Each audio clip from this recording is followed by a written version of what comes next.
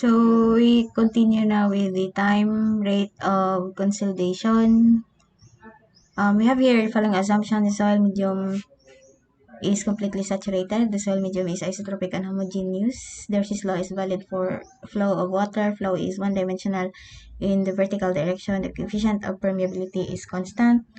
The coefficient of compressibility is constant. The increase in stress on the compressible soil deposit is constant, and soil particles in water are incompressible. One-dimensional theory is based on the following hypothesis: the change in volume of soil is equal to the volume of pore water expelled. The volume of pore water expelled is equal to the change in volume voids. Since compression is in one direction, the change in volume is equal to the change in height. The increase in vertical stress at any depth is equal to the decrease in excess pore water pressure at the depth.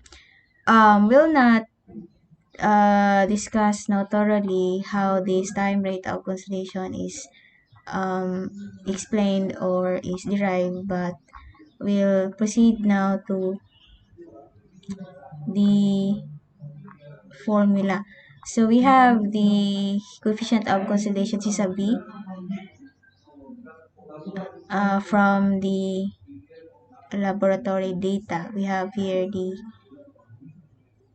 three graphical procedure to determine the coefficient of consolidation. We have the logarithm of time method, square root time method, and a hyperbola method.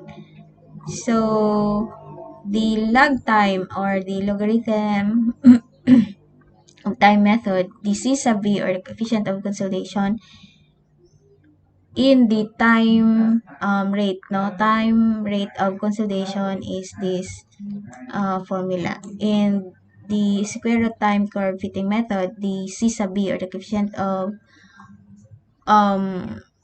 consolidation is this formula. And the hyperbola method, the C sub B is given as this formula. But in the problem, it is usually given. So the time rate of consolidation is equal to this, T sub B is equal to C sub B T over H squared, or can be written in terms of these terms. T is equal to T sub B H squared over C sub B. For given degree of consolidation, T sub B is constant. And if T sub B is constant, then the small t, now therefore the time required for given degree of consolidation is proportional to the length of the drainage path, or that is H squared, the height of the particular soil over the consolidation, coefficient of consolidation, as given in three different methods. Then, if the time required to reach a certain degree of consolidation is measured in the laboratory on a sample obtained from the field, the time taken by the field deposit of known thickness can be predicted by using this formula. The T sub F, this is the time required for field consolidation. T sub L is the time required for laboratory consolidation. H sub F, this is thickness of the soil in the site. H sub L, thickness of laboratory sample. So it is like a ratio and proportion of the time versus, or is equal to the squared of the thickness of the soil. So we have here an example problem. The time required for 50% consolidation of a 25 millimeter thick clay layer drained at top and bottom, drained at top and bottom in the laboratory is 2 minutes and 20 seconds. How long in days will it take for a 3-meter thick clay layer at the same clay in the field, under the same pressure increment to reach 50% consolidation? In the field, there is a rock layer at the bottom of the clay. So, using the formula, 50% consolidation, time required, so meaning that is T sub 50, sorry for the dili kay siya klaro. This is T sub 50 is equal to as the coefficient of consolidation times time in the lab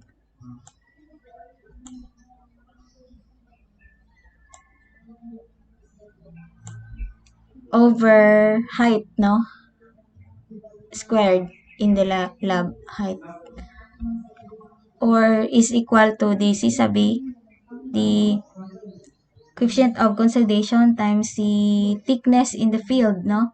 Of the soil over, I mean, this is, yes, over the height squared in the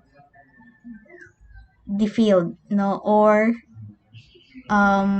this is the ratio and uh, proportion of the of this problem. So I mean, this is this field, this is the time, no? The time, not the thickness, but the time in the field.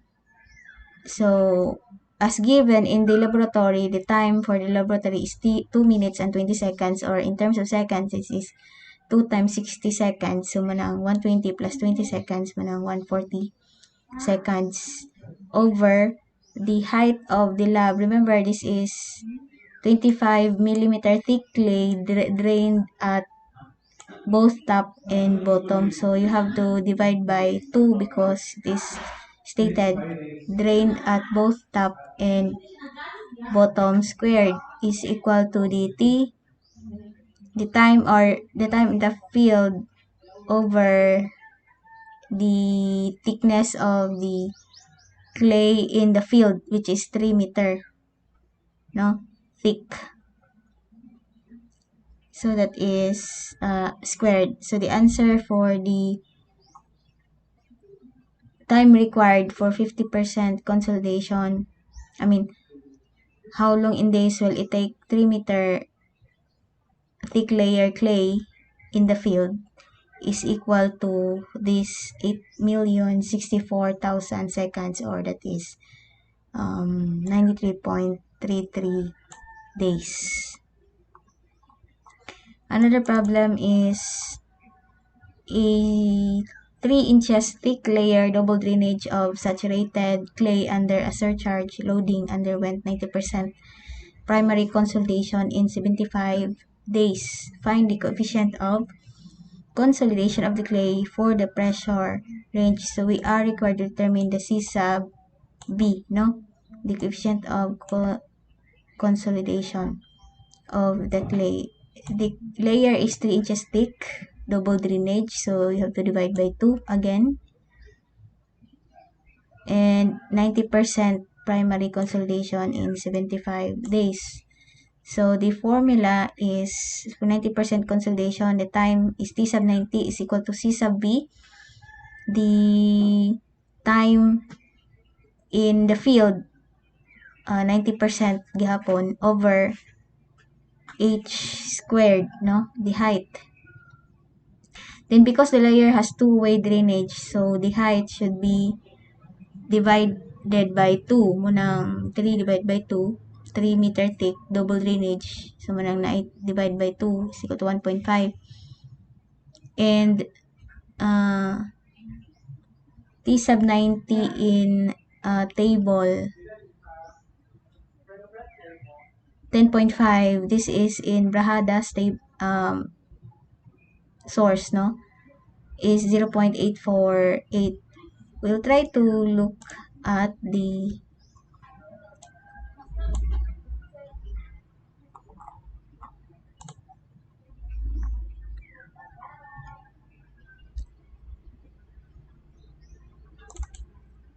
table for that. Let us see no kung asa na siya. It is 10.5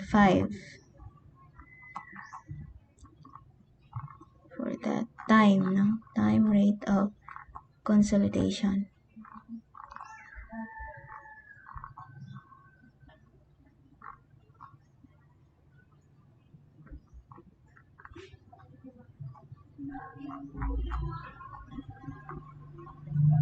I don't know if we can find it in here actually.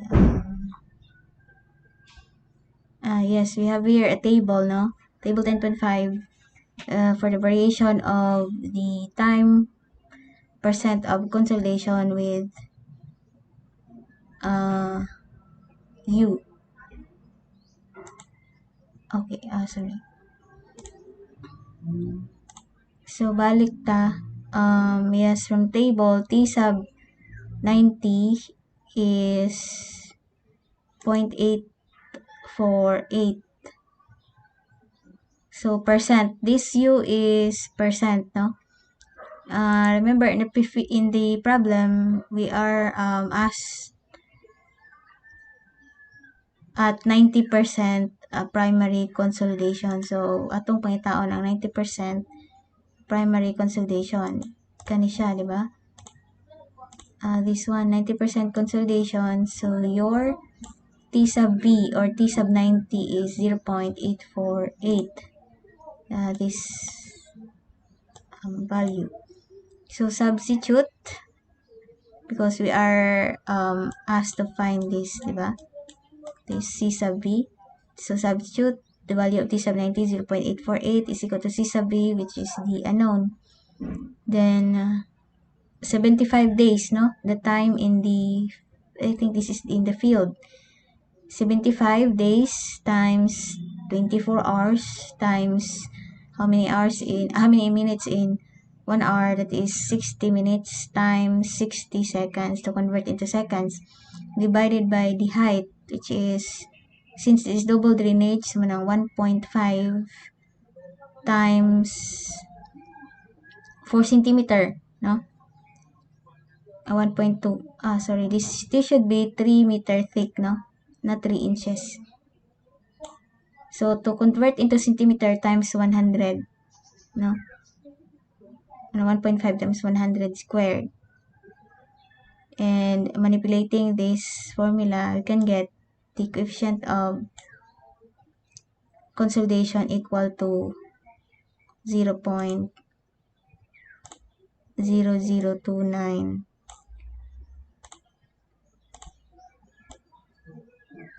4 centimeter square per second. Another problem is a normally consolidated clay is 4 meters one-way drainage. So, no need to divide by 2. From the application of given pressure, the total anticipated primary consolidation settlement will be 80 millimeters. What is the average degree of consolidation for the clay layer when the settlement is 30 millimeter? So, we have the primary consolidation settlement is the 80 millimeter.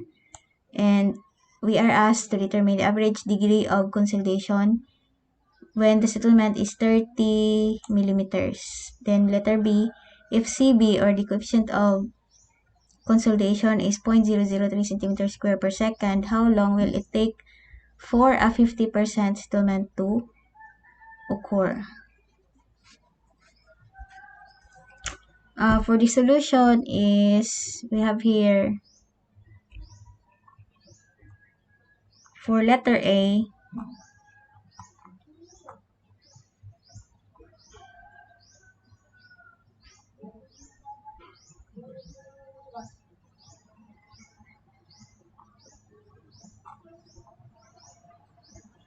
okay.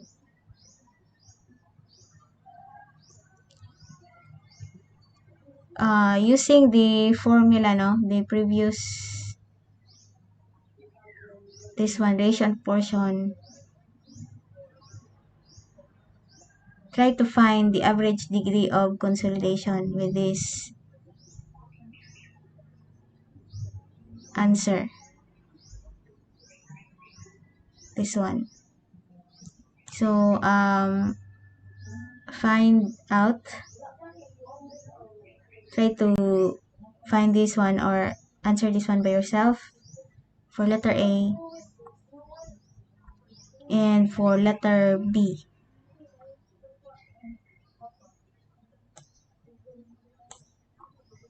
This one for letter B, this is already computed as this 0.197. This is for 50%, no, consolidation given in the problem. I've given in the table. So if you try to look at in the table 50% consolidation, this one is this one, no? 0.197 in the table. So mo ng 0 point. Then substitute in the formula. Remember, this is single drainage, so no need to divide by 2. And C sub B is given as 0.003. And by substitution with this formula, we can get the thickness, I mean the days in the field, no?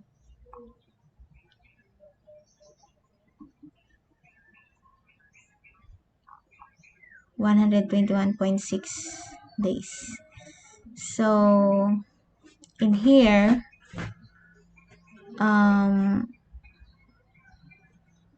what is the average degree of consolidation? That is percent, no?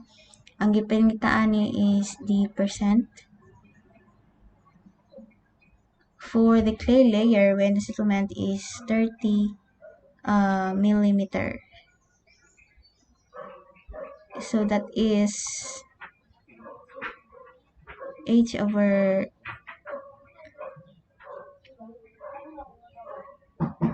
that is height.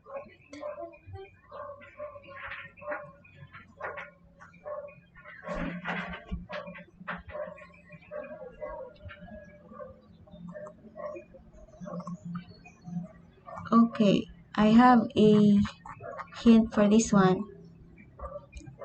This is equal to the average consolidation, or that is the settlement